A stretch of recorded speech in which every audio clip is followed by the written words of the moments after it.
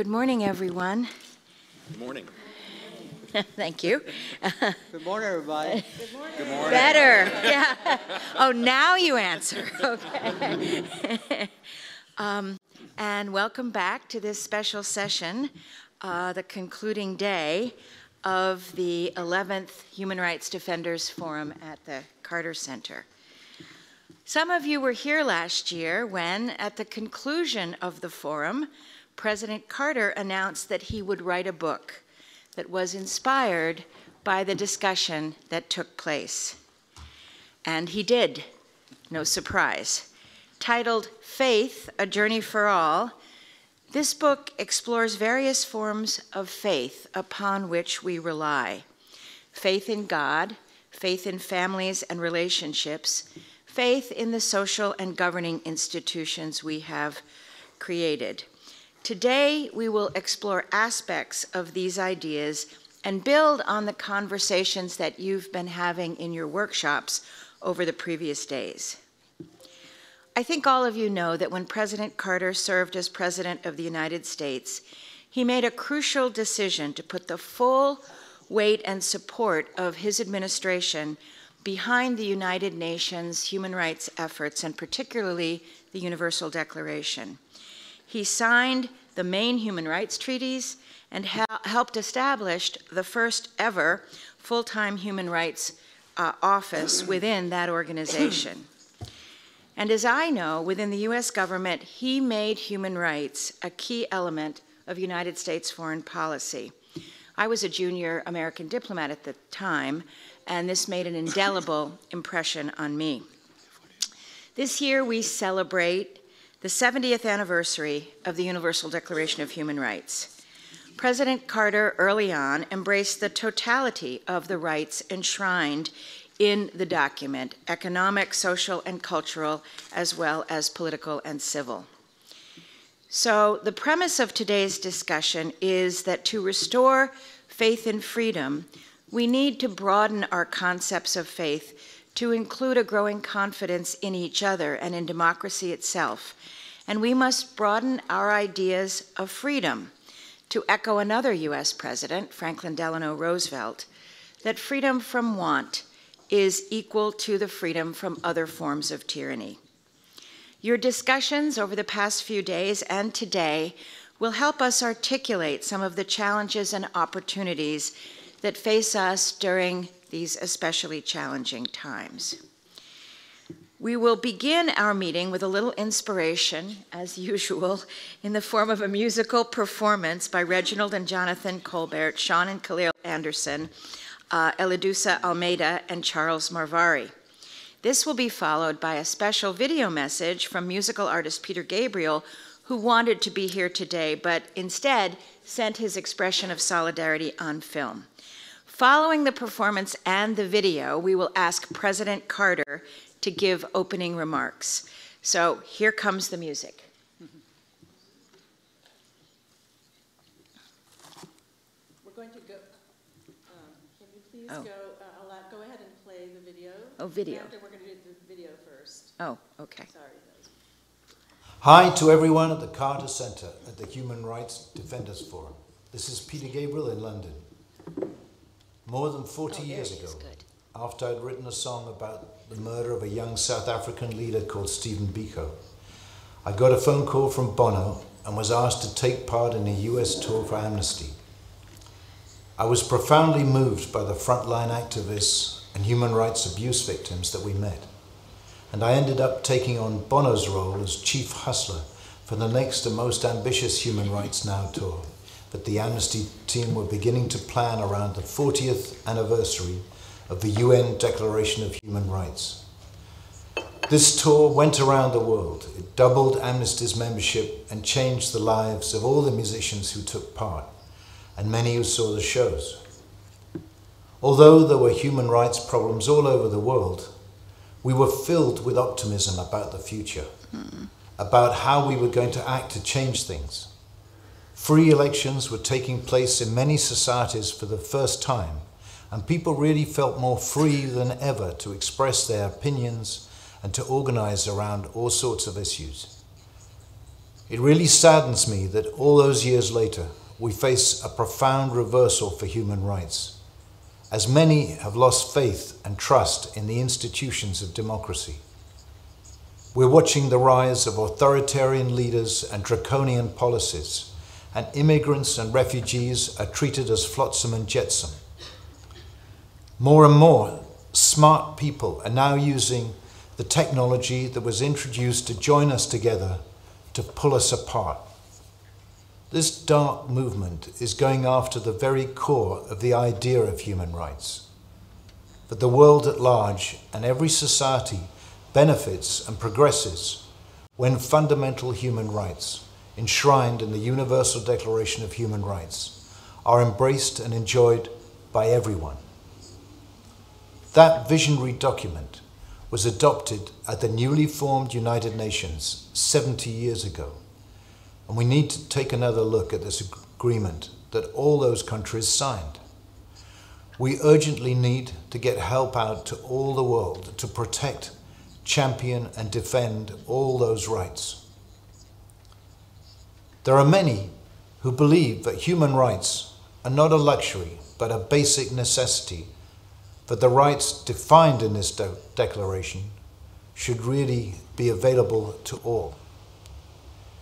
During his term as US President, Jimmy Carter signed many human rights treaties, including the Covenant on Civil Political Rights, alongside the Covenant on Economic, Social, and Cultural Rights.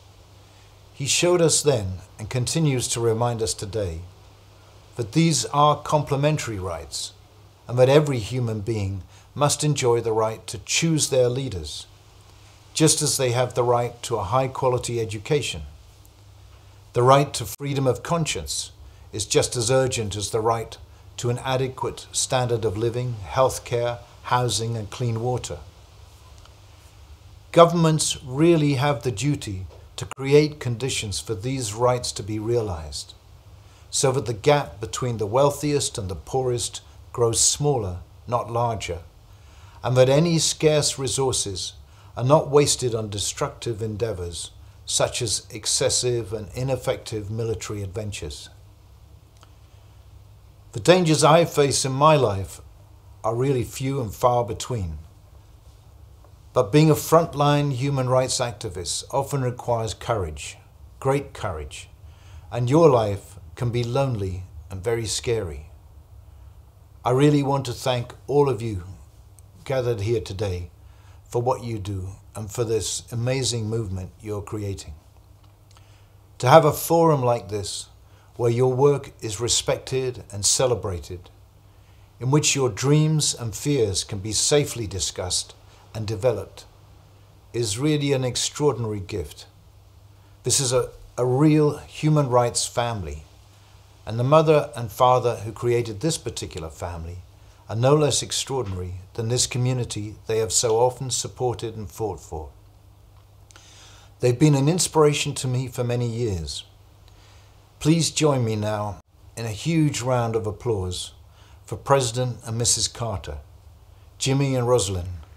I salute you and thank you so much for everything you've done and for bringing a truly bright light to a darkening world.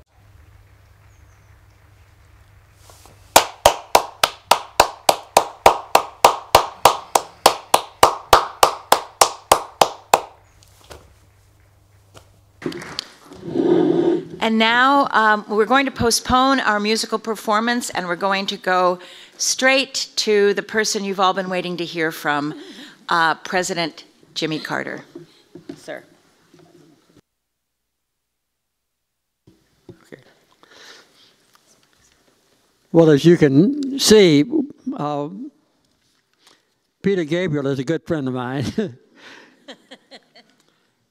As a matter of fact, one of the things about me that you may not know is that I'm going to be commemorated as a rock and roll president. And they're making a documentary now. I've spent a couple hours talking to them already about it. And so Bob Dylan's going to be talking, and Willie Nelson's going to be talking, Bono's going to be talking, along with Peter Gabriel, about my long time ago, not very long ago, a good friendship with these people.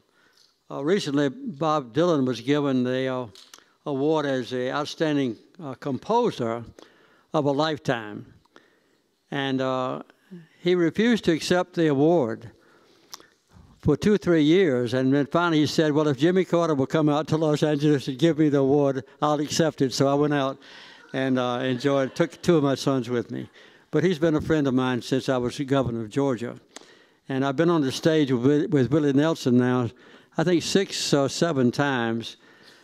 Sometimes he forgets the lyrics, and I remember the lyrics, but I can't carry a tune. So he always moves the microphone away from my mouth toward his.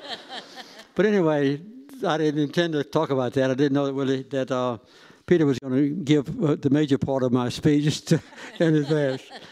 But thank you very much, all of you, for coming. We have some very distinguished guests here, and all of you, in fact, are distinguished.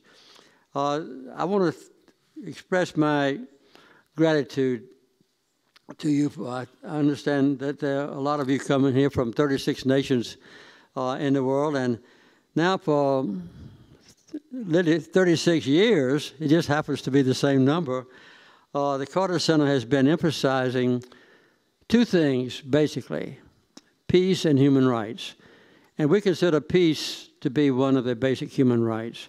So the umbrella under which the Carter Center has always operated and always will operate, I hope, in the future, is the umbrella of human rights. This was one of the key commitments that I made when I gave my inaugural address as president in ancient times, and we tried to promote human rights as best we could as a nation. Well, I think you know that I've written several books. Some of them have come out of this forum itself. I don't want to blame the forum for my books, but it's the truth. Back in a long time ago, 2003, we had a session here called the effect on a global basis of the war on terror adversely on human rights.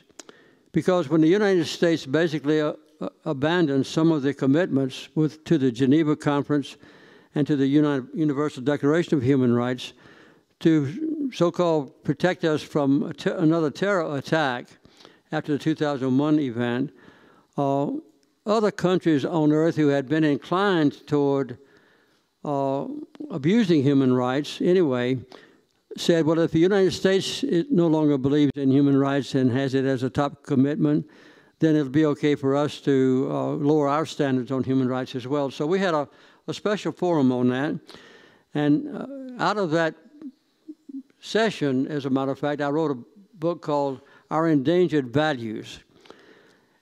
That was a time after we had invaded Iraq unnecessarily, based on false premises and statements, and when we started to tighten up on the basic freedoms of America in our own country. So in that book, I wrote about a lot of the real serious concerns that we still face today that I'll get to a little bit later in my remarks. But this was a time when we talked about the division that had arisen in previous years in political affairs, but also in religious affairs. And later we got out into the discussion in that book about the terrible situation in our prisons and the terrible situation with the overwhelming influence of the gun lobby in America and the inequity in income that had been generated in America. As a matter of fact, that began almost immediately after I left the White House in 1981. The first basic tax law that was passed after I left the White House really overemphasized the well-being of the very rich people and corporations as compared to the treatment of Americans as equals. And of course, the most recent laws that were passed on taxation have done the same thing, but in a greater way. And we have seen a real attack on the basic freedoms and equality of Americans, as well as other aspects of life. And I wrote about that in our Endangered Values in 2005, as a matter of fact. We continued our work on human rights, and back in 1999, as we faced the change of millennium in the year 2000, I was asked to make a speech in two different places, one in the Far East and another one in Norway, about the greatest challenge to human rights in the world. And at that time, I was convinced that the greatest challenge was a growing inequity in income among people, not just within individual countries like the United States and others, but also between the richest countries and the poor countries.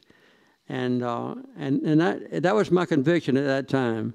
But as we got more deeply involved in the work of the Carter Center around the world and began to see the situation that exists in social affairs in different, very small countries as well as larger ones, I changed my mind. And as a result of a forum here on the basic rights of women, I decided then to write a book about women's rights and gender inequality. And I'm convinced now, and have been since that time, that the greatest violation of human rights on earth is the discrimination against women and girls. And partially because I was one of the two founders of the Carter Center originally. That had a major impact on this, on our organization here, the Carter Center. So since that time, Karen and Laura and others have continued to channel a major portion of the Carter Center's work on publicizing and trying to correct this gross violation of human rights. I won't go into detail about that. You can read my book if you have to. But I outlined the major challenges to women and girls in the world, and I didn't spare the United States because we know that in our military we have, the last data I got, we had about 16,000 sexual violations, sexual crimes committed in the military itself. And in our colleges and universities, we have publicized also the fact that a girl who enters an American university, of which we're very proud, of the university and the girls, that they are faced with the potential of sexual abuse.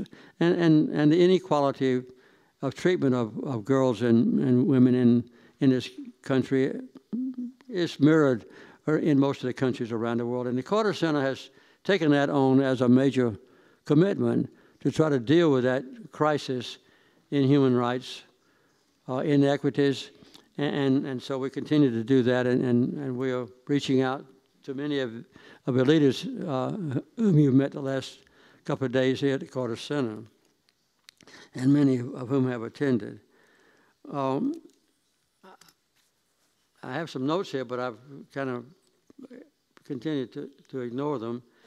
One of the things that we discussed also at a subsequent time was how women can help correct, just women being elevated in decision-making processes can elevate the prohibition or reduction in warfare compared to peace, because women are naturally inclined to promote peace instead of war, since they are directly affected by it as much or more than men. And so we had a special session on that as well. Later, we were concerned about how the world was tending to lose our confidence in the basic elements of faith. And most people, maybe before we had the forum, before I wrote my book, most recent book on faith, thought that faith was basically a religious term. But we have many other kinds of faith. When we are children, we develop faith in our mothers and fathers, and then we develop faith in our brothers and sisters, and faith in our classmates, and faith in our teachers, and faith in democracy, and faith in the military. I was in the Navy for a long time. I was a submarine officer. And we develop faith in different things, and faith in freedom, faith in democracy, faith in the truth. These are things that we take for granted. And faith, and I'd say one of the most important one is faith in each other. And one of the most startling things that I've realized, although I teach Sunday school, I teach the Bible class every Sunday at home almost, I read the Bible more carefully about verses on faith, and one of the most startling ones to me was, I happen to be a Christian, and I teach about Jesus Christ, and one of the things that Jesus said was, when I return to earth someday, which we expect, will I find faith on earth? And that's a basic element of, I think, legitimate doubt. I never did realize it until the last few years, when we've lost faith in some things that we always took for granted. We always felt, at least for those of us in most nations on earth, that faith in democracy and freedom, and faith in each other, faith in the truth, commitment to equality of treatment of other people was a basic premise not only of our great religions, Christianity and Judaism and Islam and so forth, but also was a basic element of societal interrelationships. And so out of a forum that we've had, I've written several books, and I would say that up until now, a lot of the concerns have been addressed coming out of this forum. It's been a major permanent factor on what the Carter Center establishes as a top priority. One point I want to make is that this year's event is going to be devoted to ways to restore trust in democratic governance. And we're going to emphasize today economic rights and equality and so forth. So all of you know about that. You've already studied that. But we've seen on a global basis now a move away from democracy and freedom and equality of citizenship within individual countries to more domineering authoritarian figures. That's happened in the United States. It's happened in other countries around the world as well. And when it does happen in the United States, as was the case back in 15 years ago, other countries that have a tendency to do that follow along because the United States is such a powerful factor in social and political and economic events. This year, as you know, that as Peter has just said, the Universal Declaration of Human Rights is 70 years old. And I think the resolution of the United Nations to protect defenders is, what, 15 years old? 20 years old this year. I didn't know if it's 15 or 20, but I know it's one of the things on which the Carter Center was very deeply involved, as well as establishing the special representative for human rights and the changes that have taken place. One of the things that have been of great concern to me lately is a report issued by a guy named Philip Olsen. My favorite ambassador in the world when I was president was named Philip Olsen. And I sent him to Australia. That's where he wanted to go, and he was a special friend of mine from Atlanta. And he had helped me be elected to the state senate and to the governorship and to the presidency. So he never had asked for anything, and I wanted a darn good personal ambassador to Australia, so I sent him down there. And this more famous Philip Olsen recently is also from Australia, so that's quite a coincidence. But I read his report when it came out, and it's extremely discouraging. As you know, he's a special rapporteur for the United Nations Human Rights Council, and he's been assigned to go to the rich countries on earth to see how prevalent poverty is in the countries that are wealthy enough to eliminate poverty completely. And he issued a report recently about the United States after he came here and was welcomed by President Trump, and he just used U.S. government statistics for his findings, and he found out that we are at or near the bottom of all countries on earth who are wealthy in dealing with various aspects of life here. One of the most generic problems that he described is that Americans have for the first time in my lifetime, and maybe that's almost history. My lifetime is 90-something years now going. But anyway, we've lost hope in the future. We don't believe for the first time that our children will have a better life than we have, and that our life can be better in the future. So we've lost hope in the future. You know about income inequality. Of all the rich countries on earth, the income inequality in America is the greatest of all. And that began, as I said, primarily the year after I left the White House, when a basic tax law was passed heavily favoring the rich, and that's been the custom since that time. I have to say, mostly by Republicans, but also by Democratic presidents, to favor the corporations and the richest people to make them even more rich. So that's another serious problem. And we have in this country, in this rich country, I guess the richest on earth, we have about 40 million people who are living in poverty now, and about 18 million are living in extreme poverty. And Rosa and I grew up in a little tiny town that had an annual income of about, I'd say, less than $200 a year.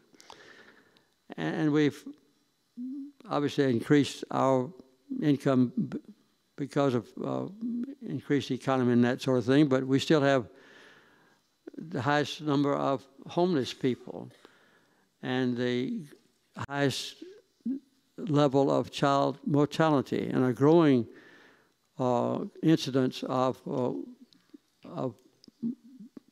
death in birth. And I think lately, for the first time,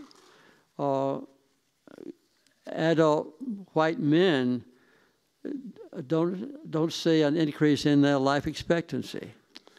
And so to have a healthy expectancy of life, we are at the bottom. These things are very disturbing to me. And I know that you have glanced over Philip Olsen's statement, and I hope you'll study it quite thoroughly, those of you who are Americans in particular. And I think a lot of the things that he expressed concern about are also apply to other people. But out of this conference, I would say that the Carter Center will derive perhaps a greater effect than any that we've had so far. Rosa and I are stepping down from active leadership in the Carter Center because of our age. Both of us are more than 90 years old now. And Mary Ann and others in the Carter Center are trying to evolve a policy or program or plan for the future, kind of a strategic plan for the future. In the past, I would say that, with the exception of one notable effort, most of our interests have been overseas. But I would guess that in the next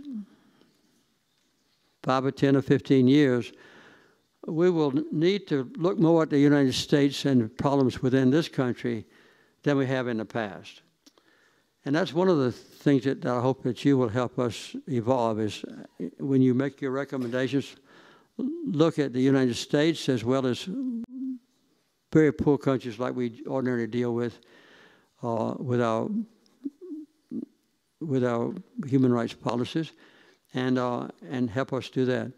And also be sure to help us learn how to shape our basic priorities and deal with the unchangeable principles of life. My favorite school teacher, everybody at the Carter Center has heard this many times, was Miss Julia Coleman. She taught me when I was in high school. And Miss Julia always said, we have to accommodate changing times,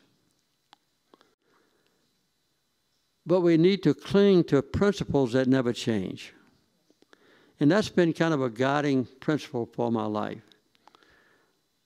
And now we are faced with changing times that directly are tending to violate the basic principles of life, the things in which we have faith, and they expressed very succinctly and I think completely by the Universal Declaration of Human Rights, as well as other social and cultural and civil and political rights that have been pursued after that. So we need to go back to those principles in the United States and other countries.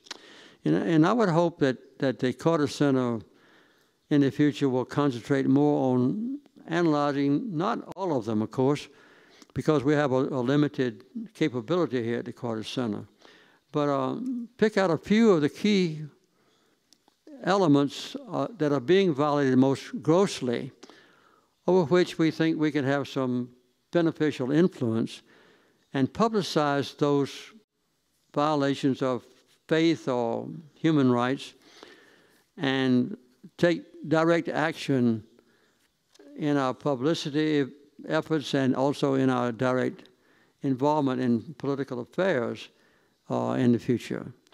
So I see this as kind of a turning point. I hate to say this in a way, in the history of the world. We've reached kind of a lowest level, certainly in my lifetime, in the general feeling that the future can be better than the past. And we've reached a general low level also in our respect for one another. The treatment of all people created by God as equals. We have a very serious problem with minorities in this country and with immigrants as well. But that's a worldwide problem. And those are some of the basic things on which you'll be dealing this and have been dealing the last few days. And when we issue our report, I hope that we'll take the report to Washington with a few of you going up to represent this forum and meet with key members of the Congress, meet with some of the cabinet members if that's possible. We'll be getting publicity from this forum and from other efforts that I and you will make, and then follow that up with some very tangible priorities in our individual lives, everybody that you influence in your own careers, and work through the Carter Center and our human rights group here, and let's see if we can't change the world for the better. Thank you very much for listening to me so long.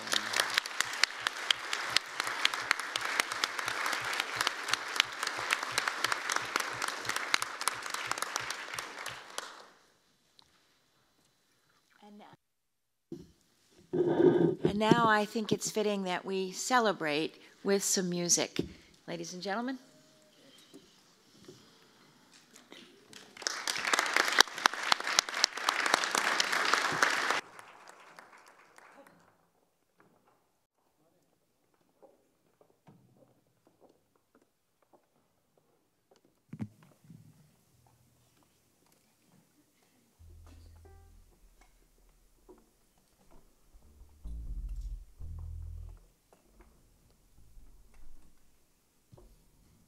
We thank you for having us this morning.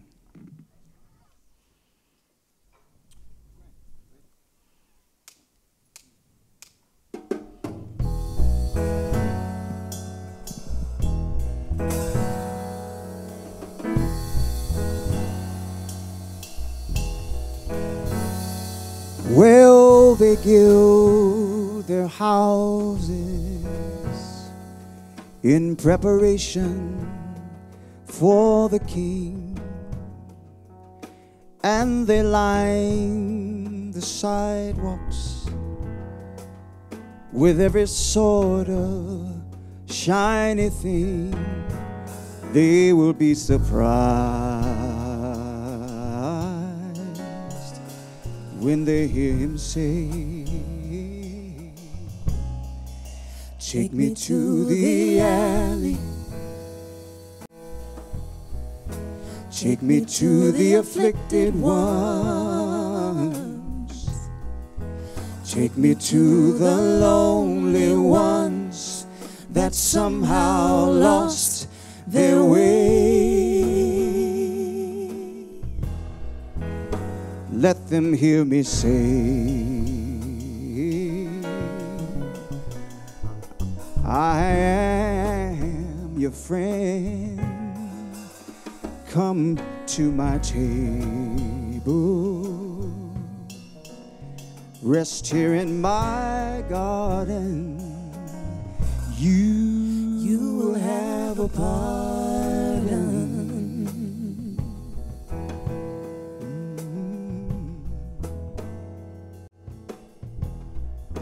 Take me to the alley, take me to the afflicted ones, take me to the lonely ones that somehow lost their way. Let them hear me say, I am your friend. Come at my table, rest here in my garden. You will have a pardon. You will have a pardon.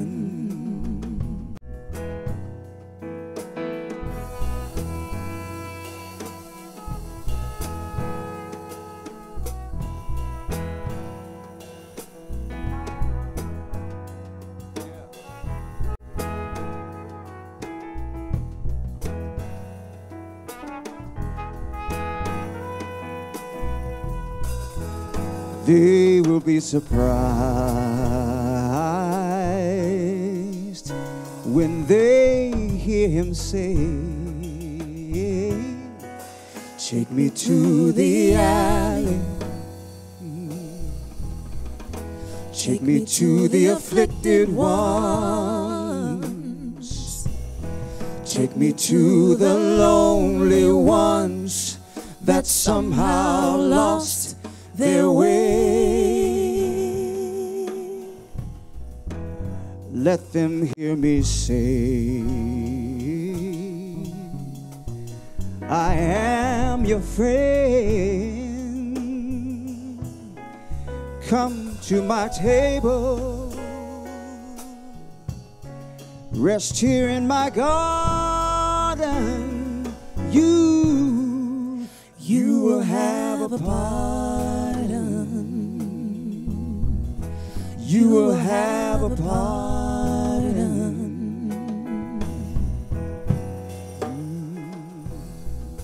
Take me to the alley. Take me to the alley. Take me to the lonely one. Take me. Take me to the alley. Take me. Take Take me. Take me to the lonely ones. Take me to the alley. Take me. Take me. Take me. Take me. Take me.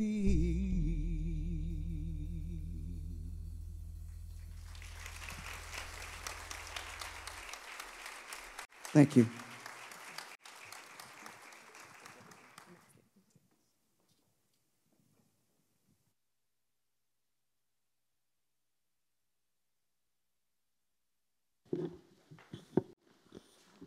Wow. Thank you very much. That was very inspiring. And now it's my pleasure to turn the mic over to Laura Olsen, the director of the Carter Center Human Rights Program, and of course a partner with Karen Ryan, our senior advisor for human rights and special representative for women and girls. Laura, it's all yours. Thank you, Ambassador Peters. Whether you are here in the room or watching online, we invite you to tweet about today's sessions.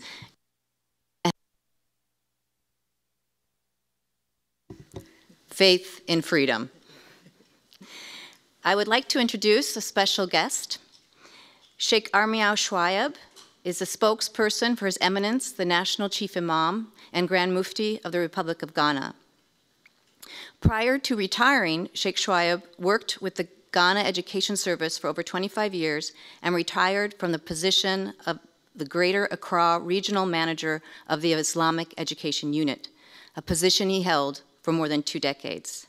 Sheikh Shwayab, I understand you wish to share a greeting from His Eminence, the National Chief Imam. And for everyone's, because I did it wrong myself, to use the microphones, there's a button that has a picture of a face with someone speaking. Make sure you press it and that the light is on when you're speaking. Sheikh Shwayab.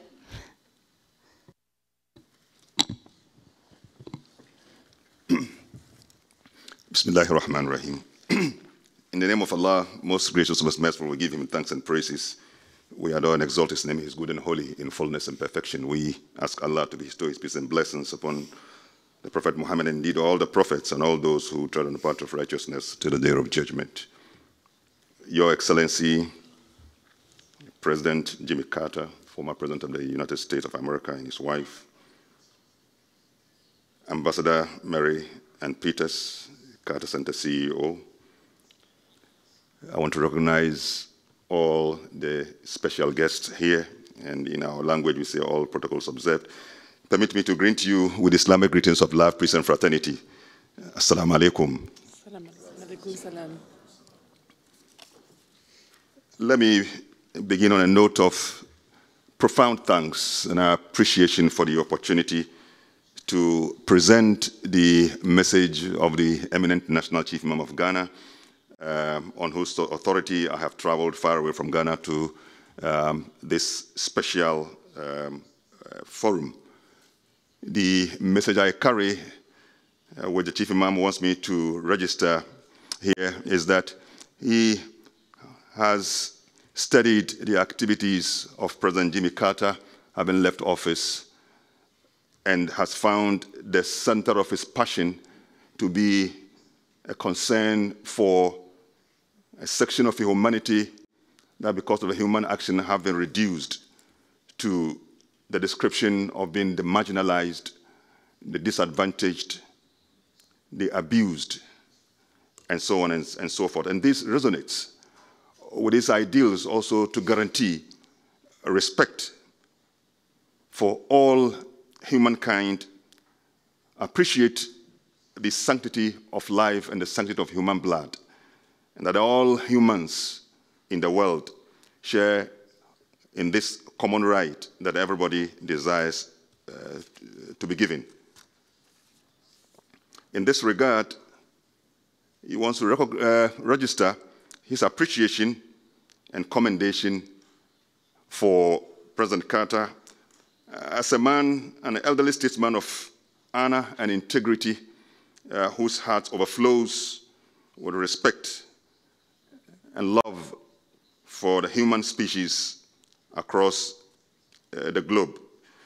It is on this note that he appreciates the partnership that has been forged between the Carter Center and the Office of the National Chief Imam in Ghana, which is giving voice to young girls and women whose rights continue to be abused.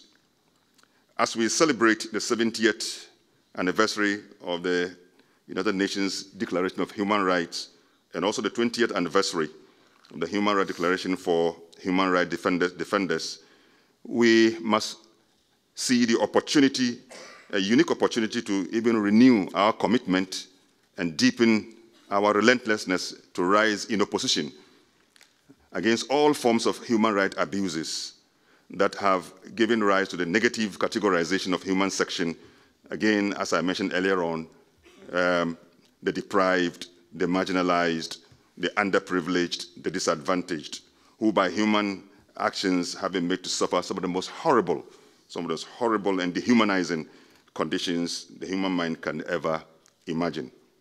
This partnership, it's our hope. Partnership in service and restoration of hope in faith and freedom for all humanity is something that we hope that will grow and continue to grow in depth and in levels for the benefit of all humanity. So the Chief Imam carries this message and gives a word of commendation to Jimmy Carter, President Jimmy Carter, and the Carter Center. Thank you so much.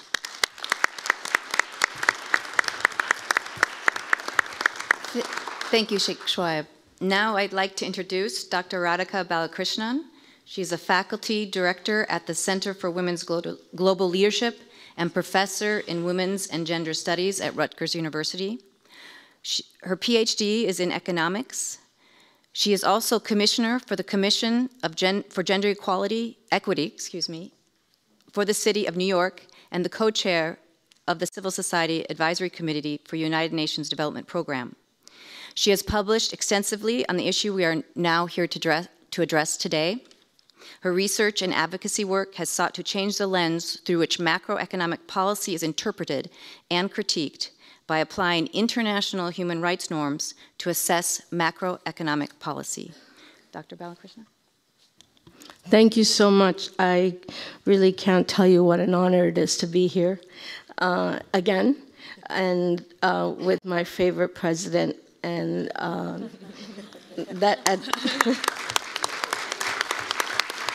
and my favorite First Lady.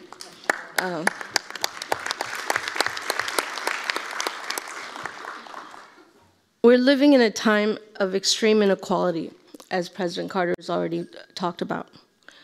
Oxfam's report in 2018 said that 82% of the wealth globally is in the hands of the richest 1%. What's interesting about that number is that in 2017, 42 individuals held the same wealth as half the world's population. 2017. In 2016, that number was 66. And in 2009, around the financial crisis, that number is 366. So the concentration of wealth is getting narrower and narrower every year we go on. The concentration of wealth is also taking place in the United States, not just globally. In the US, there's been an increase in inequality, one of the worst unequal societies that we've seen. One of the interesting things is from 1940s, the late 1940s to 1980, there was shared prosperity. The bottom 20% of the population increased their real income by over 100%. The middle class grew at fairly equal amounts. And the top 5% also increased by about 86%. There was shared prosperity. And then my favorite president didn't win the election in 1981, and things changed. I mean, there are consequences.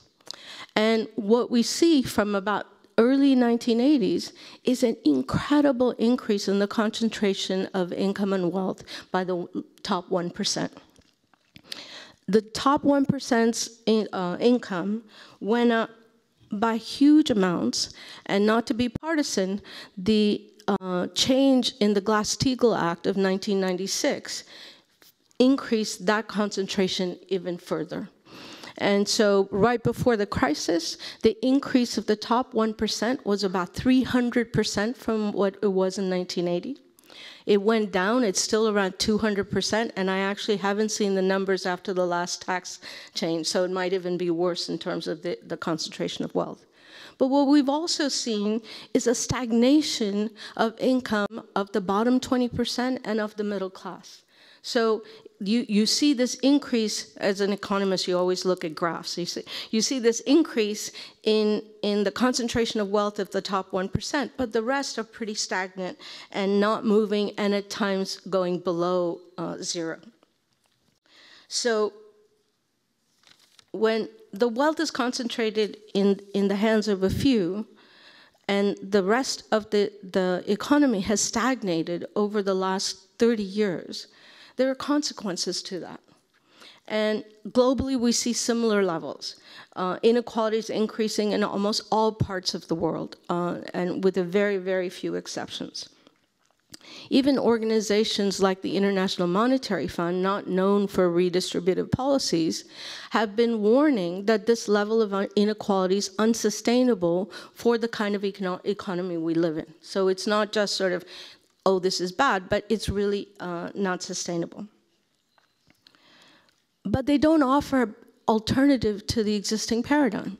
So you have Standards and Poor's, the IMF, all of them sort of this rallying cry that this level of inequality is unsustainable. But what's the answer to that concentration of wealth? What new paradigm are they offering us than the kind of economic policies we've seen since the 1980s? One of the consequences of this concentration of wealth is also, as President Carter's mentioned, the rise of right-wing nationalist governments, xenophobia. These are not sort of an accident, but it really is about a consequence of the kind of economic policies that we've been following in the US, in Italy, in Hungary, in the Philippines, in India. I mean, we see these rise of right-wing and nationalist governments. So something is not working. So the question I have, and it seems like a simple question, but I think it's a radical question, is what's the economy for? Why do we participate in it? We all participate, we work either to change it, we buy things, we eat breakfast, we buy coffees. What is the purpose of the economy? Is it to make sure that that 1% gets more wealthy? Or is there some other purpose for the economy? And so the work that I've been doing with my colleagues is really trying to assess a normative framework for what the economy is for, right? All of economics, I mean, as an economist, economists like to pretend that we're some positivist science that's focused on data, but we all are normative. We wish for something in the world. And the work that we've been doing is to say, what if the purpose of the economy was to fulfill human rights?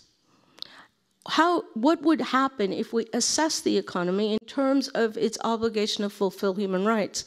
What do we see as a result of that policy? The policies I think about, we've already mentioned. What if we look, and I think Peter Gabriel talked about it, to fulfill human rights such as the right to health, the right to education, the right to an adequate standard of living, the right to food. If these were the rights that were held as a normative framework to assess how economic policy is made, what kind of economic policy would we see?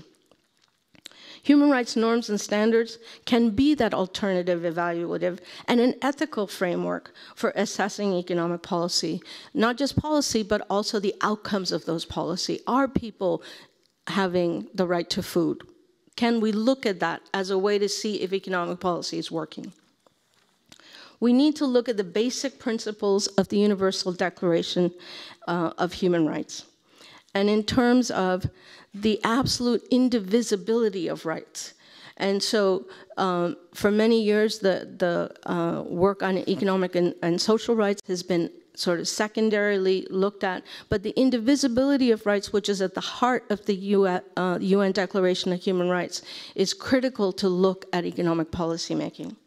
And as President Carter signed both the Covenant on Civil and Political Rights and the Covenant on Economic and Social Rights, which most people forget, it gives both of those covenants together give us the normative framework in which to assess economic policy.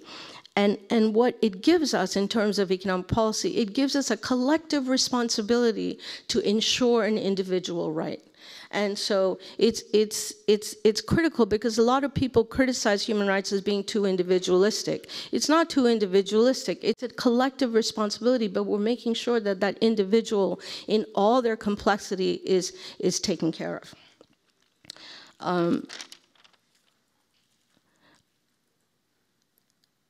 Again, in terms of the civil and political rights issues, we've heard over the last 3 days from the human rights defenders who are being attacked around the world, why civil and political rights are very integral to the support of economic, social, and cultural rights. You cannot have one without the other. We need to remember that policy making is a political process, especially economic policy making. It's not a technocratic process.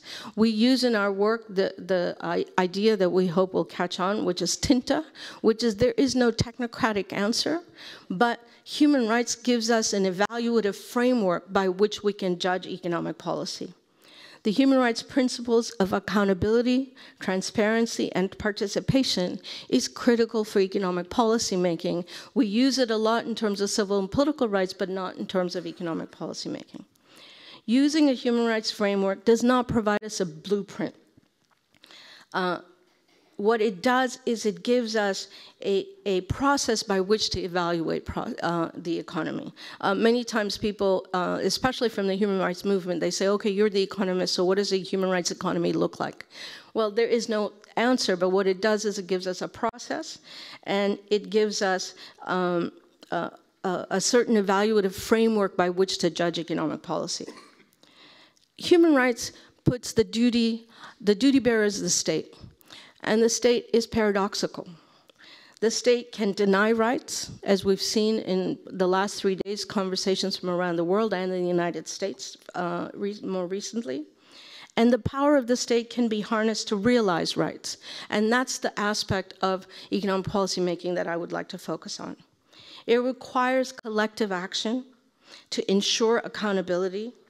Human rights requires that collective action holds the state accountable, and that this state accountability is an open-ended process that allows for ongoing discussion and deliberation. It does not say what the distributive outcomes should be, but it gives us a normative idea by which to look at what they could be. I started by talking about inequality and on income and wealth. But we also need to look at inequality in terms of, and President Carter already mentioned this, in terms of race, gender, sexuality, and all other intersections of those identities. I don't have the numbers in terms of inequality, and I would go over time, but we know that there is incredible levels of inequality based on race, gender, sexuality, and other identities, both in the United States and all around the world. The principle of non-discrimination and equality within the human rights framework is one of the really important aspects to try and tackle these issues. And the principle of non-discrimination and equality, unlike the other rights which are progressively realized, are an immediate obligation. And so we can really hold states to account when we can show that there's discriminatory policies in terms of the of economic policy. Going back to the question of what is the economy for? The economic policy that would come out of a human rights framework is an economic policy that is grounded in substantive freedoms and equality, and for realized outcomes, not just opportunities.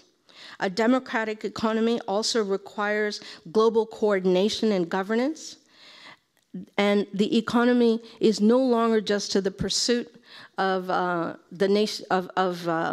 the growth of the economy, but really about a shared prosperity. I will stop. The democratic, what the economy for is about people's lives, but it is also about institutions and faith in institutions and the importance of institutions, mechanisms, and structures to hold policymaking accountable. Democratic economic policy makes requiring accountability, participation, and transparency to allow people to exercise their civil and political rights in support of a more just economy.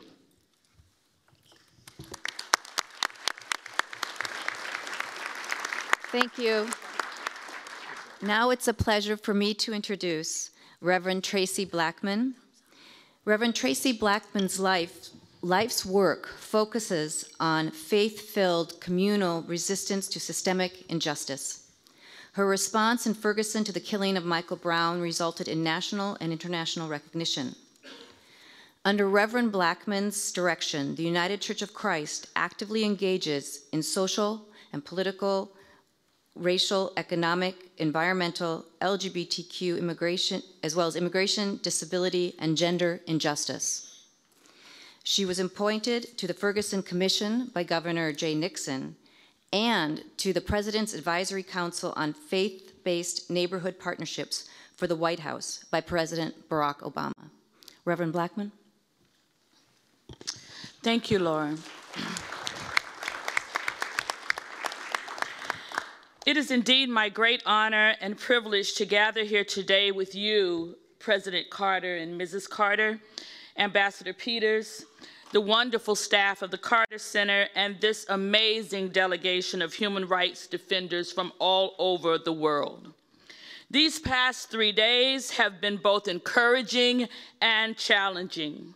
The stories of courage, strength, and commitment to the pursuit of human dignity as the divinely inherited right of every human being reminds us that we are not alone. We are not alone in our struggles, we are not alone in our fears, and we are not alone in our faith. We still believe redemption is possible, and restoration of the human spirit is within our collective reach.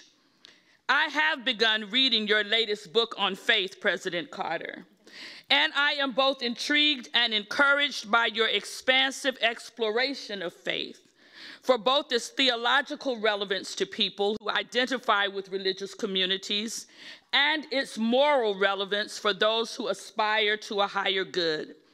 In other words, everyone believes or has faith in something.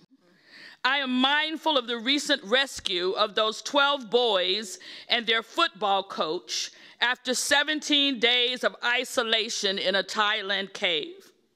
How was it possible for this football team and their coach to survive the darkness and dampness of this cave for so long, especially when the first 10 of those days were without food or any connection to the outside world?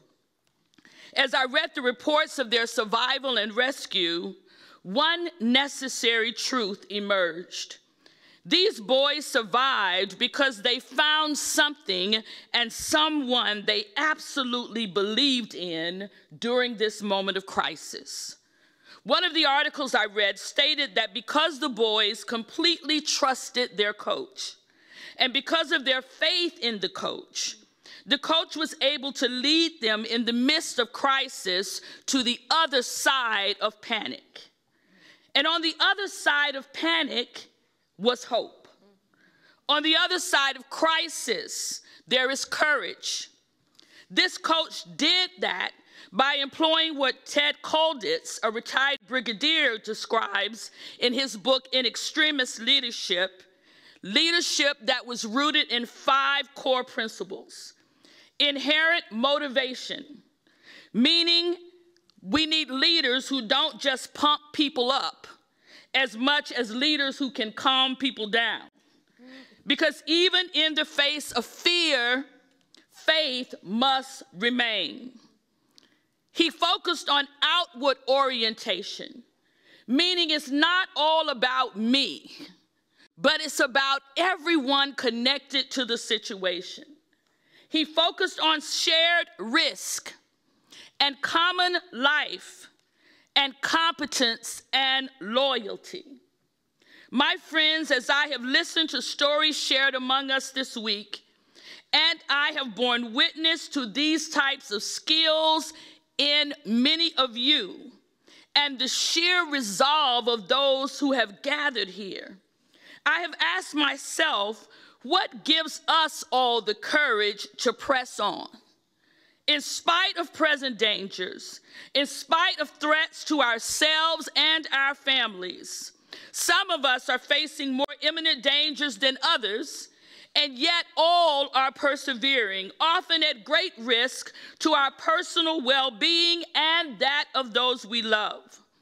Last month, a report by Frontline Defenders said that in 2017, there was a well-resourced and coordinated strategy of defamation, criminalization, and violence deployed to intimidate, marginalize, and silence human rights defenders. The group received reports on the murder of 312 defenders in 27 countries.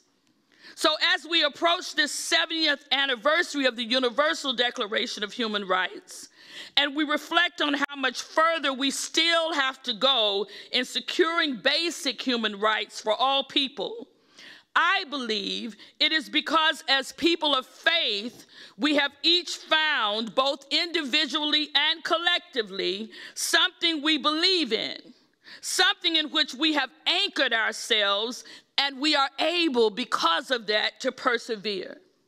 Faith is essential to the pursuit of human rights. And because of our faith, we persist through moments of panic and fear, because on the other side of panic, our hope still remains. Our faith perseveres in times of distress. One of the foundational truths of our faith, in all its various expressions, is the inherent value and sacredness of all people in the eyes of God. If indeed humanity begins with the very breath of God, then, my friends, there can be no greater or lesser humanity in God. If everyone is indeed equal in the eyes of God, then varied pigmentations of our skin, the spectrum of our gender expressions, our sexuality, our health, the scope of our mental and physical abilities, our ethnicities or our religious expression or geographical location or age or innate abilities are not discriminatory factors in the eyes of God. This is the priceless inheritance of faith on which our human dignity is established and maintained. If everyone is equal in the eyes of God and humankind, then everyone must be treated equitably by the nations that govern and the people that serve. If, however, the equality of humankind is denied, then the equitable treatment of humankind is imperiled. Humankind must not legislate against that which God has orchestrated. And therefore, the role of faith leaders in the pursuit of human rights is the relentless persistence of that which we believe, that all humanity has been divinely endowed with human rights, which are inclusive of the right to freedom in all of its forms and equality in dignity and rights. That we are all endowed with reason and conscience, and that we should always act toward one another in a spirit of love and compassion indicative of the divine breath that we all share. I am aware that not every faith shares my belief in God, but every faith believes in the inherent connection of humanity and calls us to a higher ground. We are living in a time of moral crisis. And while faith is by nature political, faith need not be partisan. I agree with your teacher, President Carter. You can't applaud, I have to keep my minutes. We must adjust to changing times, but we must adhere to principles that never change. In times of moral crisis, moral courage is still necessary. In times of great fear, people of great faith must still rise with deep love. We who are have anchored ourselves in something greater than ourselves, must help shepherd this nation through crisis, through peril, because we know that our faith will hold. Because we, like that Thai coach who helped those 12 boys see light in the midst of darkness, we know that on the other side of panic, there is still hope.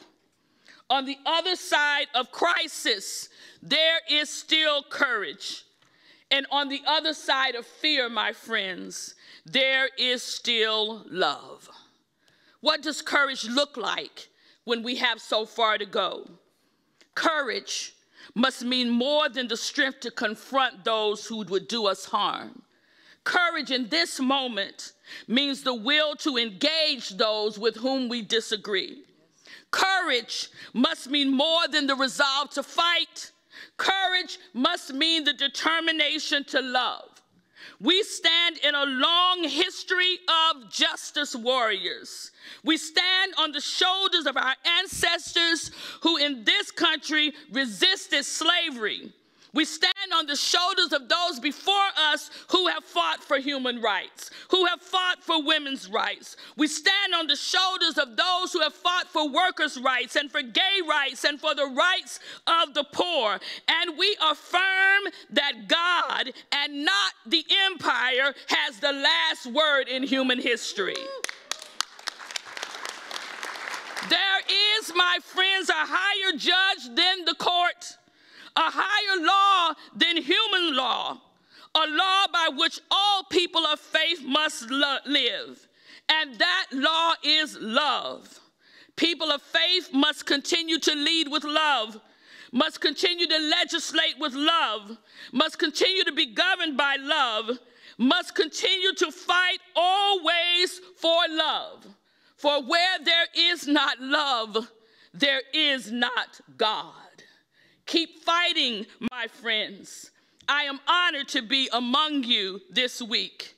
We are surrounded by a great cloud of witnesses.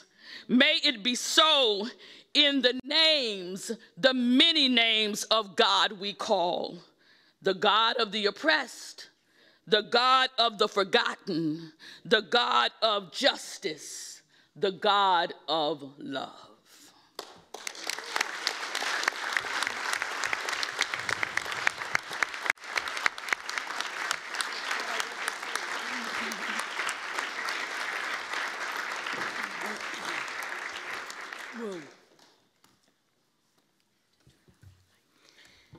Thank you, Reverend Blackman.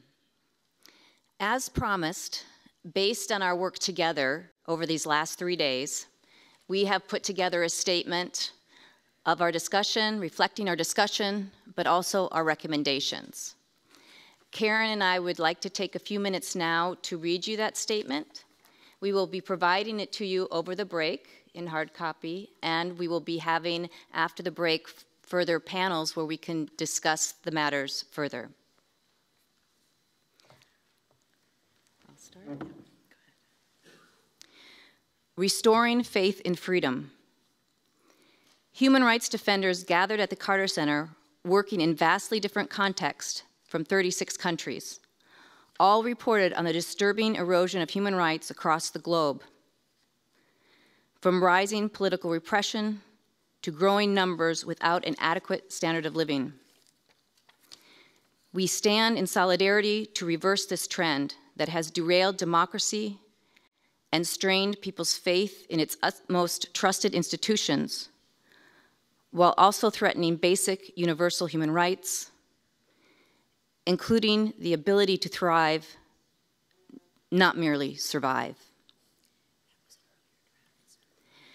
When peaceful human rights movements are repressed, when human rights defenders are threatened, and when 42 individuals own as much wealth as the bottom 50% of the world's population, we are clearly faced with a moral, political, and economic crisis. Even in the United States, the richest country on earth, the economy since the early 1980s has enriched a few, leaving the vast majority behind. Human rights defenders in the United States, like those from other countries, reported increasing attacks on political rights, including the right to protest. The answer to turning the tide lies 70 years in our past. In December 1948, the United Nations General Assembly proclaimed the Universal Declaration of Human Rights, UDHR, as a common foundation for human freedom and dignity. The Cold War created an artificial ideological divide between civil and political rights on the one hand and economic, social, and cultural rights on the other. This false choice led many nations to pursue some rights while neglecting others. Today, we strongly reject that distortion of the human rights framework and call for a return to the indivisibility of rights and the ambitious, achievable vision set forth in the UDHR. Karen? We are at a pivotal moment as we use our collective voice for all human rights. We ask our governments to measure their success against the commitments stated in the UDHR and other human rights covenants. We ask that they give priority to human rights in the allocation of resources. We also ask that they actively support the Declaration on Human Rights Defenders by creating a global infrastructure to protect human rights defenders and their families and safeguard those fleeing persecution. We ask private sector actors, as they play a vital role in building strong economies, to incorporate human rights considerations into their business practices and support innovations for wider enjoyment of human rights. Corporate entities that exert influence to undermine human rights must be held accountable by governments and their peoples. We ask international financial institutions to take an active part in the public discourse and listen to the human rights defenders and other citizens who bring indispensable perspectives and solutions. Because IFIs, international financial institutions, have a direct and immediate impact on policy decisions in the poorest countries, we ask them to reassess conditions for fiscal support so that human rights are not a casualty of economic efficiency. We ask civil society to work with human rights defenders to co-create a truly global movement with a clear vision of the world that we will build together. Religious leaders with their moral voice have a special role to play in galvanizing this movement. We will develop collaborative strategies, deepen our solidarity, and share learning. Human rights, workers' and women's rights, rights to freedom of expression, thought, and religion, rights to education, medical care, and adequate housing are indivisible, and protecting them requires that we all keep faith with the promise of democracy, with our core beliefs, and with one another.